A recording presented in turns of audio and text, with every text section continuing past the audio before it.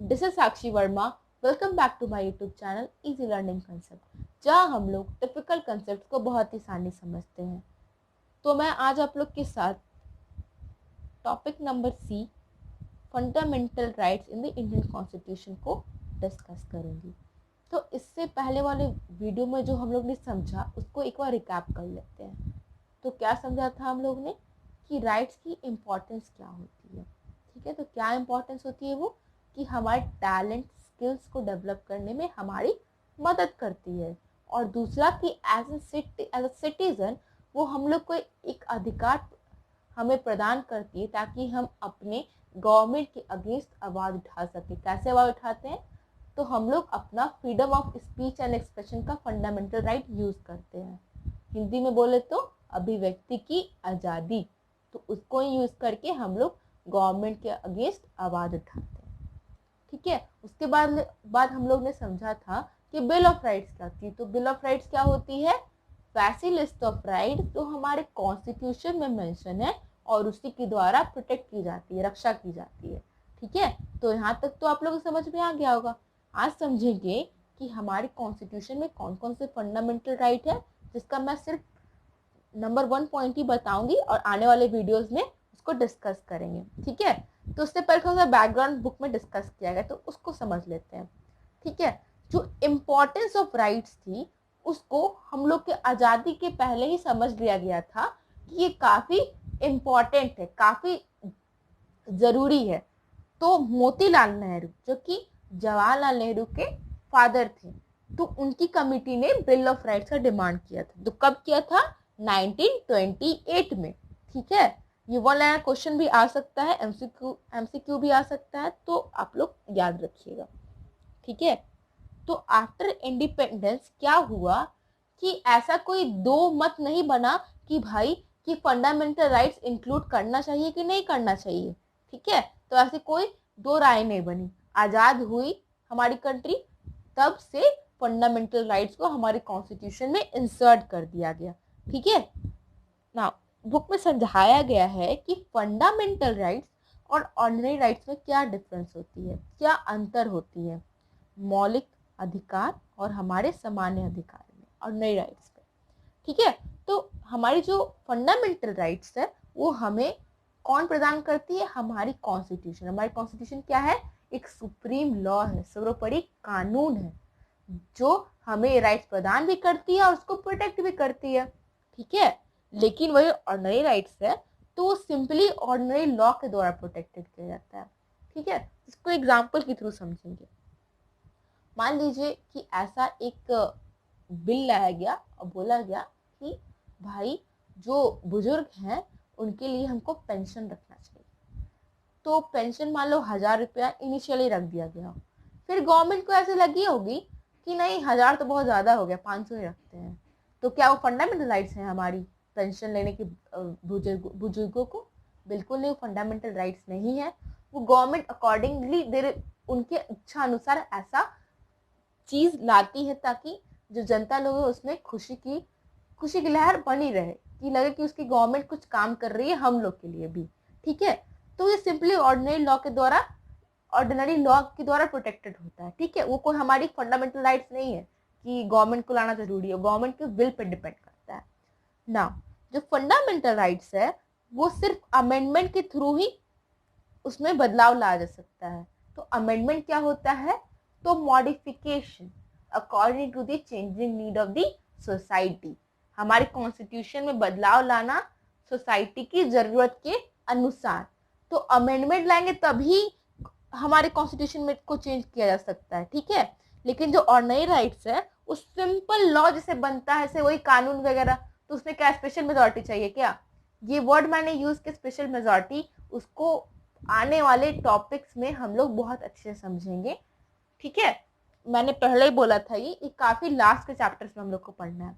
ठीक है, तो अभी इतना ही समझ लो कि सिंपल मेजोरिटी क्या होता है कि मान लो 200 मेंबर है। ठीक है, तो 200 मेंबर में 50% चाहिए +1, यानी 101 मेंबर का कंसेंट चाहिए तभी वो बिल पास होगी लॉ बनने के लिए। ठीक है, तो यहाँ समझ में आ गया होगा, डिफरेंस समझ में आ गया होगा। नाउ हम लोग डिस्कस करेंगे वन बाय वन कि हमारे कॉन्स्टिट्यूशन में कौन कौन से फंडामेंटल राइट्स दे रखे, तो हम लोग उसको वन बाय वन डिस्कस करेंगे। और ये ऐसी फंडामेंटल राइट्स है जो ना एग्जीक्यूटिव इसको वॉलेट कर सकती है, ना लेजिस्लेटिव वॉलेट कर सकती है, और जुडिशियरी इसको प्रोटेक्ट ही करती है। ठीक है, तो हम लोग वन बाय वन डिस्कस करेंगे कि हमारी राइट्स का क्या मतलब है, उसमें क्या क्या प्रोविजंस होते हैं, तो उसको हम लोग समझेंगे। ठीक है, तो एज वी ऑल नो कि हमारे कॉन्स्टिट्यूशन में कितने राइट्स होते हैं, तो 6 फंडामेंटल राइट्स, 6 फंडामेंटल राइट्स हम लोग सब जानते हैं ना।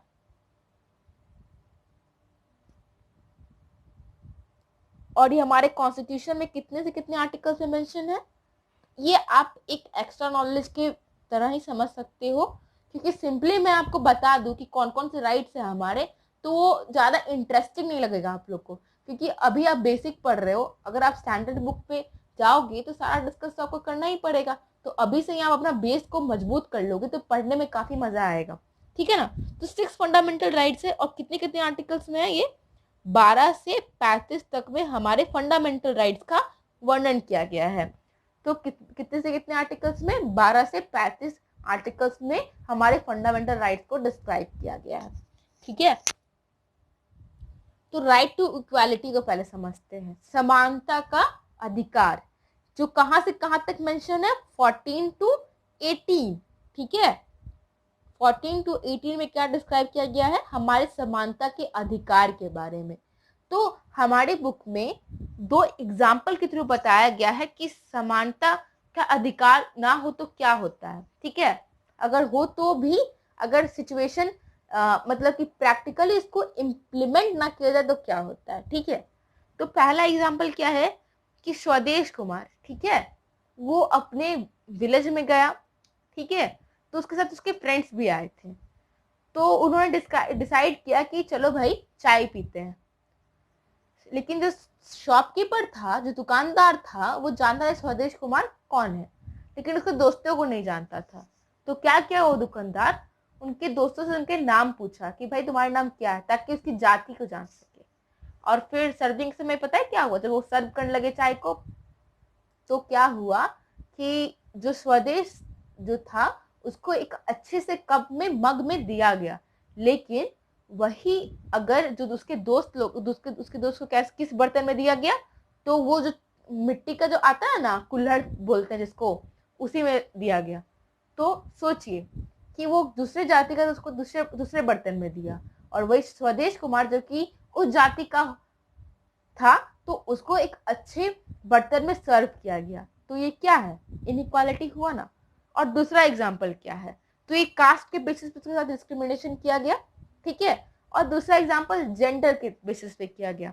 तो हुआ क्या कि 4 न्यूज रीडर होते हैं ना, जो समाचार पढ़ते हैं न्यूज चैनल्स में, तो वो लोग अपना समाचार पढ़ रही होती है, लेकिन क्या ऑर्डर किया गया, उनके जो ऊपर वाले जो बॉस वगैरह होंगे उनको ऑर्डर किए कि भाई तुम लोग जो 4 लेडीज हो अब नहीं पढ़ सकते, न्यूज रीडर नहीं बन सकते, क्योंकि वो सारे वुमेन थी और 45 एज को क्रॉस कर चुकी थी, इसीलिए उनको उस जॉब से उनको हटा दिया गया।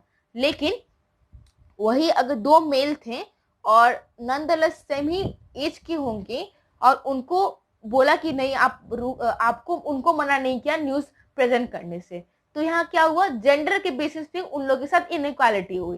क्यों भाई, वो तो मेल था, तो वो 45 साल का था, 45 ईयर्स का था, तो न्यूज रीड करने का उसको परमिशन मिल गया, लेकिन वही जो 4 लेडीज थी उनको ये परमिशन नहीं मिला। क्यों, क्योंकि वो 45 एज को क्रॉस कर चुकी थी। तो क्या हुआ, जेंडर बायसनेस हुआ ना, जेंडर डिस्क्रिमिनेशन। ठीक है, तो ये 2 एग्जाम्पल के थ्रू समझाया गया।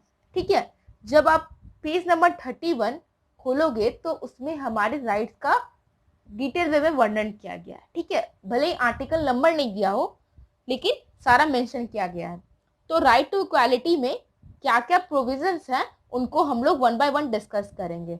तो पहला क्या है, इक्वालिटी बिफोर लॉ। ठीक है, ये आर्टिकल 14 में है। तो इक्वालिटी बिफोर लॉ का मतलब क्या होता है कि किसी के लिए स्पेशल प्रिविलेज नहीं देना, किसी के लिए मतलब कि स्पेशली ट्रीट नहीं करना, उसको कोई आराम सुविधा स्पेशल नहीं देना।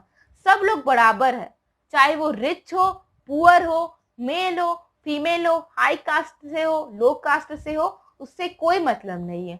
सब कोई कानून के सामने बराबर है। No one is above law, कानून के ऊपर कोई नहीं है। तो इक्वालिटी बिफोर लॉ का वही मतलब होता है। और आर्टिकल 15 अनुच्छेद 15 में क्या है जो हमारे बुक में मेंशन किया गया है, तो देखिए जब आप बुक को पढ़ोगे ना तो सारा आर्टिकल्स वगैरह को मिक्सअप कर दिया है। तो मैंने क्या किया है कि सारे को बाइफरकेट कर दी ताकि आप लोग को अच्छे समझ में आए, एक क्लैरिटी डेवलप हो सके। ठीक है, तो आर्टिकल 15 में क्या मेंशन किया गया है कि डिस्क्रिमिनेशन को प्रोहिबिट करना, यानी जो भेदभाव है उसको हटाना। ठीक है, तो भेदभाव किस बेसिस पे किया जाता है? रिलीजन के बेसिस पे, उसके रेस कलर के बेसिस पे, जाति के बेसिस पे, उसके जेंडर के बेसिस पे, उसके प्लेस ऑफ बर्थ के बेसिस पे डिस्क्रिमिनेशन किया जाता है। तो ये सारी चीजें क्या करना है? प्रोहिबिट करना है, रोक लगाना है। ठीक है, और सबको इक्वल अधिकार देना है ताकि वो शॉप्स को एक्सेस कर पाए। ये नहीं है कि तुम ऊंची जाति कोई शॉप यूज करने दो, वो नीची जाति वाला नहीं जा सकता है, चाहे वो मेल वहां नहीं जा सकता, फीमेल वहां नहीं जा सकती है, सब कोई इक्वल एक्सेस इक्वली यूज कर सकते हैं। तो किसके अंतर्गत आता है? ये प्रोहिबिशन ऑफ डिस्क्रिमिनेशन के अंदर आता है। ठीक है, अब बात आती है इक्वालिटी ऑफ अपॉर्चुनिटी की, यानी किसमें अपॉर्चुनिटी? पब्लिक एम्प्लॉयमेंट में सबको समान अधिकार मिलना चाहिए। किसमें? एम्प्लॉयमेंट में। तो आर्टिकल 16 वही कहती है कि पब्लिक एम्प्लॉयमेंट में ऐसा नहीं है कि वो पर्टिकुलर कास्ट का है तो उसको जॉब नहीं मिलेगी। बिल्कुल गलत। जो भी इंडिया के सिटीजन है उनको इक्वली ये हक बनता है कि पब्लिक एम्प्लॉयमेंट, मान लो कि पोस्ट आया एसएससी का, स्टाफ सिलेक्शन कमिश्नर, ठीक है, कमीशन का, तो वो सिर्फ बोले कि सिर्फ राजपूत को ही भरना है ये फॉर्म है, तो क्या ये सही होगा? बिल्कुल सही नहीं होगा, क्योंकि आप एक कास्ट बायस बन जाओगे, है ना।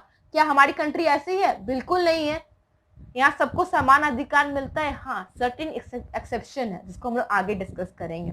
ठीक है, तो आर्टिकल 16(4) जो मेंशन किया है हमारे बुक में, वो ये कहती है कि जो स्टेट है किसी पर्टिकुलर क्लास को फेवर कर सकती है। क्यों कर सकती है भाई? क्योंकि उनको बढ़ावा मिल सके। ठीक है, बढ़ावा किससे? क्योंकि ऑलरेडी वो बैकवर्ड है। अगर उनको बढ़ावा नहीं दिया जाएगा तो क्या वो तो पिछड़े के पीछे ही रह जाएंगे। तो जो स्टेट है, गवर्नमेंट है, उनके बढ़ावे के लिए रिजर्वेशन ला सकती है। सर SC ST के लिए लाई है ना कि सर्टेन सीट्स उन लोगों के लिए रिजर्व रहता है और बाकी सीट्स तो जनरल के लिए रहता ही है, लेकिन उन लोगों के लिए सर्टेन सीट्स रिजर्व कर चुकी है सरकार, ताकि वो लोग आगे आ सके, फ्रंट फुट पे खेल सके अपने लाइफ को, वो हमेशा जंगल में ही ना रहे। ठीक है ना। तो 16(4) समझ में आ गया होगा आप लोग को। नाउ आर्टिकल 16 तो क्लियर हो गया होगा आप लोग को। नाउ आर्टिकल 16 क्या है? अनटचेबिलिटी, जो कि बहुत ही प्रिवेलेंट था उस समय। पिछले वाले दौर में जाओगे आप लोग तो देखोगे छुआछूत तो बहुत ही ज्यादा मतलब व्यापक रूप से फैला हुआ था। तो उस पे लगाम लाने के लिए हमारे कॉन्स्टिट्यूशन मेकर ने क्या रखा? एबोलिशन ऑफ अनटचेबिलिटी, यानी अनटचेबिलिटी को पूरी तरह से समाप्त करने के लिए कहा गया। ठीक है, तो आर्टिकल 17 यही कहती है। और आर्टिकल 18 जो राइट टू इक्वालिटी की आखिरी प्रोविजन है वो क्या? Abolition of titles. अब बोलोगे अब टाइटल्स क्या होते हैं भाई?